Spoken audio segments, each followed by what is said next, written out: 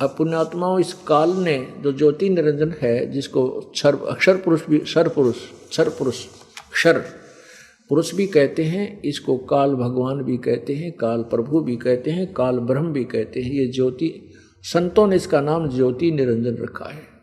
ये इसने कसम खाई है, इसने प्रतिज्ञा की है कि मैं अपने काल रूप में, जो मेरा वास्तविक रूप है, कभी किसी को दर्शन नहीं दूंगा। ये इसका अटल घटिया सिद्धांत है। पुण्यात्माओं, गीता जी अध्याय नंबर 7 के श्लोक नंबर 24 और 25 में ये स्वयं कहता है कि ये जो जन समुदाय है, मुझ अव्यक्त को, अव्यक्त का अर्थ होता है कि कोई वस्तु ऐसे स्थान पर है जो हमें दिखाई नहीं देती, वो अव्यक्त होता है। जो छुपा हुआ है और हम उसको नहीं देख पाते, हमारी रीच नहीं है, तो वो अव्यक्त है। जैसे बादल छा जाते हैं और सूर्य बादलों के पार होता है, हम उसे देख नहीं पा रहे, तो उस समय सूर्य जो है अव्यक्त है, लेकिन उसका अस्तित्व नाश नहीं है। ये कहीं कि सूर्य है ही नहीं, अव्यक्त का अर्थ होता है जो कहीं छुपा हुआ है, परोक्ष है, हमें दिखाई नहीं देता।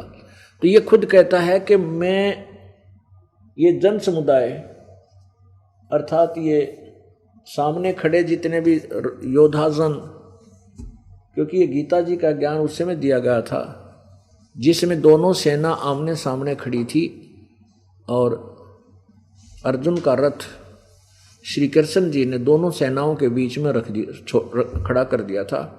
उसी समय काल आकर के ये ज्योति निरंजन, ये ब्रह्म और श्री कृष्ण के शरीर में प्रेतवत प्रवेश कर गया। और जब तक ये महाभारत का पूरा युद्ध ये विनाश नहीं हो लिया, तब तक श्री कृष्ण के शरीर से वो काल नहीं निकला। तो वो कहता है कि ये मंदबुद्धि के लोग, अबुद्धि, ये मूर्ख लोग सामने खड़े, ये मुझ अव्यक्त को और व्यक्ति रूप में प्रकट हुआ मानते हैं। मुझे ये कृष्ण मान रहे हैं, मैं कृष्ण नहीं हूं, क्योंकि कृष्ण जी तो वहाँ खड़ा ही था। अगर ये शब्द कृष्ण जी बोलते तो वो नहीं बोलते ये बातें, क्योंकि श्री कृष्ण जी गीता नहीं बोल रहे थे, वो काल ब्रह्म सदाशिव ये बोल रहा था।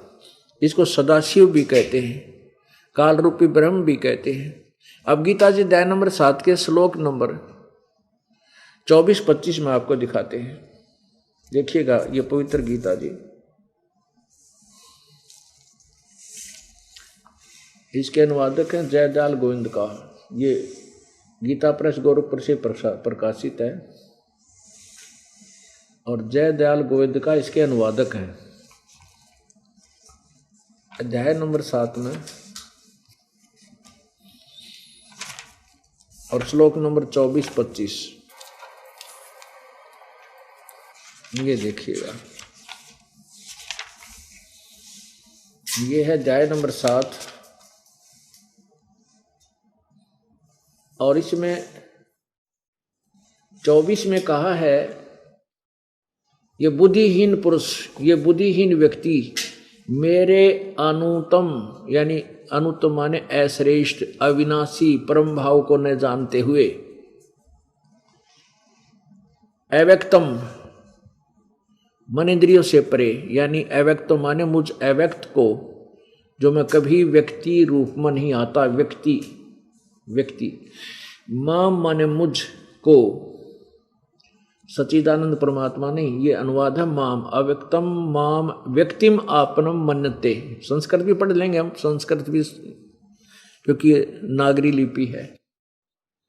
मन ये है अव्यक्तम, मेरे जो है अनुतम, अश्रेष्ठ, अटल, अविनाशी माने अटल, अवय माने अटल परम भाव को न जानते हुए, जो कभी न समाप्त होने वाला भाव है, जानते हुए अव्यक्तम माम, मुझ, माम माने मुझ, अव्यक्तम माने अव्यक्त को, जो मैं छुपा हुआ रहता हूँ, वो व्यक्ति भाव को प्राप्त हुआ मानते, मुझे ये व्यक्ति रूप मान रहे हैं कृष्ण। अब देखो 25 में कमाल किया है, मैं अपनी योग माया से छुपा हुआ, ये देखो, अपनी योग माया से छुपा हुआ मैं सबके प्रत्यक्ष नहीं होता। यह अज्ञानी जन समुदाय, दोनों में मूर्ख लिखा है कि जो मुझे कृष्ण मान रहे हैं, मुझ जन्म रहित अविनाशी अविनाशी परमेश्वर को, अविनाशी को परमेश्वर लिखा, उसे अविनाशी को नहीं जानता, अर्थात मुझको जन्म मरने वाला समझता है। अभी जानती का अर्थ है मुझे नहीं जानता।